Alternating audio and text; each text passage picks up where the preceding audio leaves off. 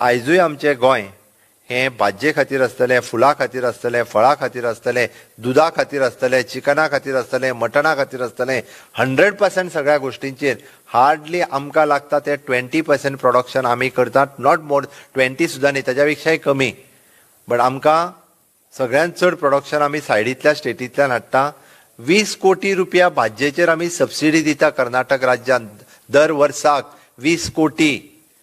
तितूंतले 10 कोटी जर म्हाज्या शेतकऱ्यांक मेळ्ळे जाल्यार म्हाजो शेतकरी कितलो रीच जातलो रे? मागीर कित्याक मेळूंक शकना?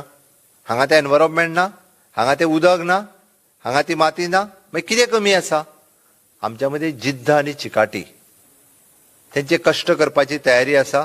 आमी कश्ट थोडेशे सोडून दिल्या. आमकांय सगळ्यांक लागता ती भाजी आमी बाजारांत वचून विकती हाडूंक लागल्या. हॉर्टिकल्चर कॉर्पोरेशनाचेर आमकांय ती भाजी सबसिडीच्या रेटान खावपाची संवय जाल्या.